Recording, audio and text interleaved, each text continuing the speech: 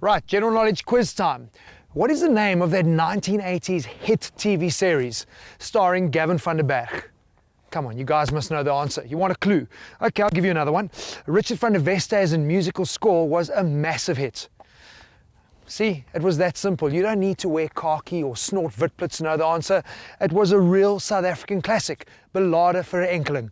At the same time, Honda and South Africa had a real hit of their own with Ballade vir Elke Man.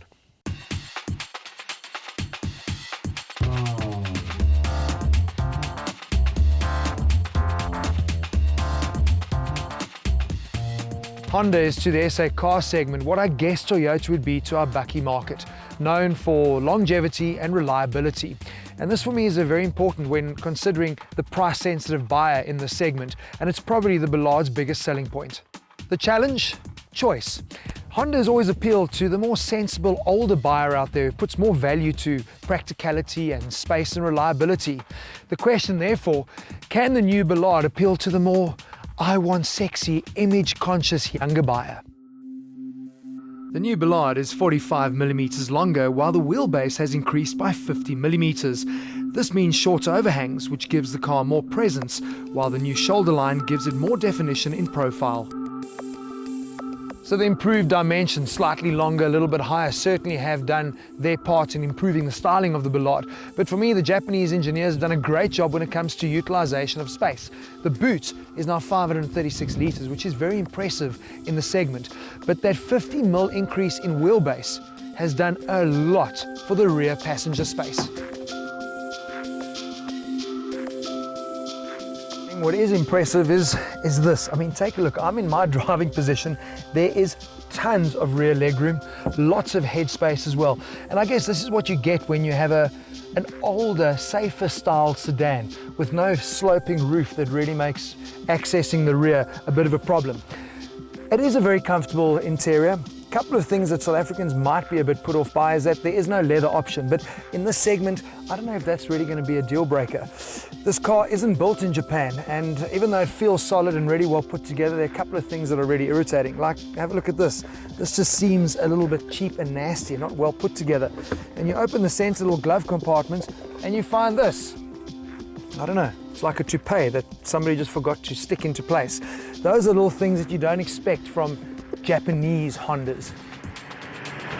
What you do expect from a Honda, irrespective of where it was built, is a top-drawer driving experience, and in this regard, traditional Honda buyers will not be disappointed.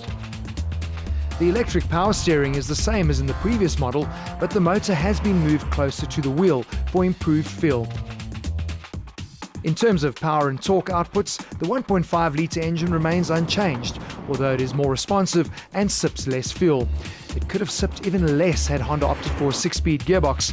As it stands, the gear change is slick and precise, but with only 5 ratios at hand, the engine can be a bit noisy at speed, something which may have gone unnoticed had the cabin not been so refined otherwise.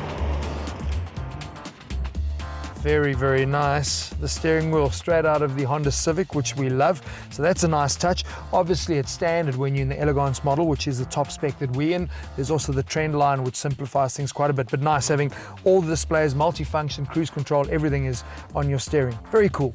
In terms of layout, I like it. It's very, very simple. I like they've brought in this very high gloss black. The only thing I don't like, which we seem to see with all these cars being made in India at the moment, I want to look like I'm metal, but I really am just very poor, hard plastic.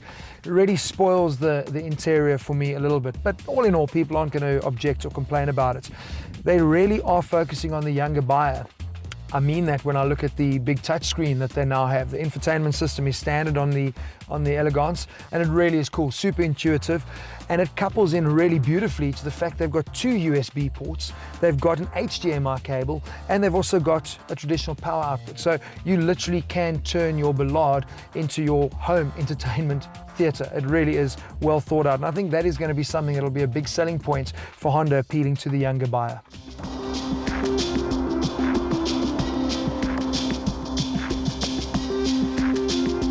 South Africans, we are a loyal bunch, and a name carries a lot of weight. Think about VW and their Passat. The new car is brilliant, but South Africans are still hanging on to this negative image from the past. It's something that should be long forgotten. Honda South Africa were very clever reintroducing the Ballade into South Africa 3 years ago. They could have gone with its global name, the City, but the Ballade carries a lot of weight with the South African consumer. So the new Ballade certainly presents a strong case for the younger buyer with its improved styling, its touchscreen infotainment system, and of course that refreshed interior. Put on your sensible cap and it's really tough to argue against the Ballade. Vehicle stability control, standard. Spacious interior and a massive boot.